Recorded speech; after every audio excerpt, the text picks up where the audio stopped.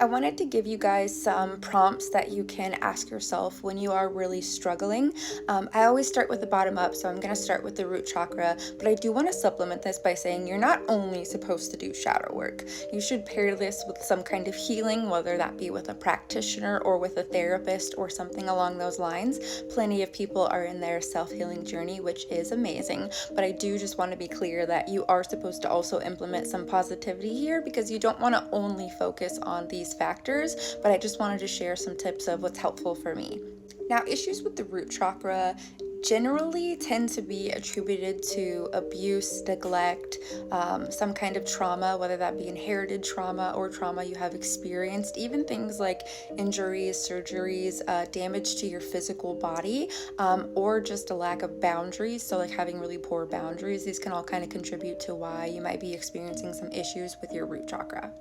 One of the first prompts that can be really helpful is when your life feels chaotic or overwhelming, what can you do to go back to center and kind of reiterate grounding to yourself? A lot of this root chakra is going to be grounding and staying in the present moment. So what can you do that really resonates with you to bring you back when you are in an area of overstimulation? The next one is going to be, what does it mean to you to be rooted in the present moment? This can feel different for everybody. What does grounding really mean to you? A lot of us hear that term thrown around, but what does it really mean to be rooted, to be grounded, to feel safe? Is that a feeling? Is that something that we feel physically? Is it something that we have certain thoughts about? Genuinely describe what that would feel like for you, because it will be different for every single person. The next one is going to be, what can I do to ensure that I feel safe? So when you are experiencing a lot of overwhelm and stressors in life, it's really easy to just kind of blank out maybe and kind of just go through the motions of life without even experiencing the present moment. So when that happens, what can you do to feel safe? What can you do to kind of reorient yourself to what you actually want to experience? The next one is, who or what will remind you that you are physically safe? Some people have safe people, some people have safe environments, some people have kind of like trinkets or something they want to keep with them. You already know me, I'm a crystal girl, so I have crystals with me pretty much at all times, whether that be in a piece of jewelry or in a necklace or in a bracelet or even just like my pocket rocks, something like that. So I always have something that makes me feel safe, feel grounded, feel connected, especially when I am overwhelmed or anxious or really worried about something. So what for you would work to help you feel the most connected, the most safe in those moments when you are uncertain? The next one is going to be, what am I ready to let go of? Typically, we are holding on to a lot of stuff in our life, and some of that stuff we really have to let go of if we want to move forward. But what are you ready to let go of? What are you holding on to that is no longer serving you or serving a purpose for you? What are some of the things that you can release yourself from so you can continue to move forward on your journey physically, spiritually, emotionally, whatever that might be, but kind of assess some of those things that you are holding on to that you may not need to hold on to anymore. The next one is going to be, what can I do to better support myself?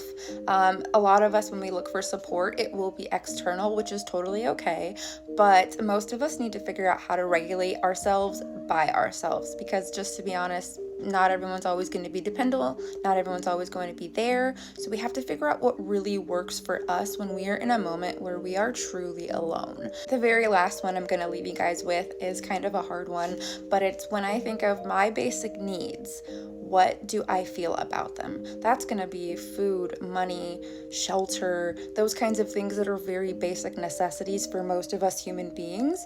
Do you feel like you are safe and secure in those? Are you struggling with any of those? Because that's going to block your root chakra.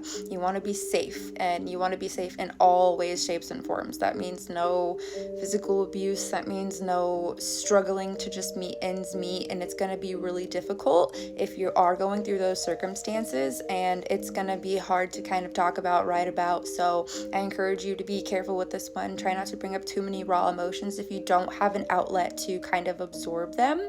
Hello, Bootsy. Would you like to say hello? Would you like to say hello? She will not she'll not stop pestering me.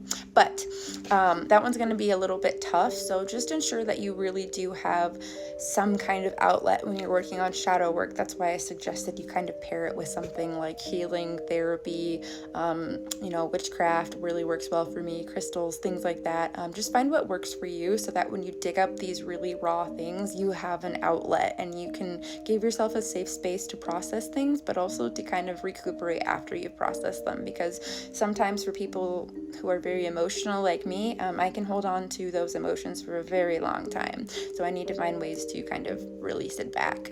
So find something that works with you, and hopefully this is helpful for you.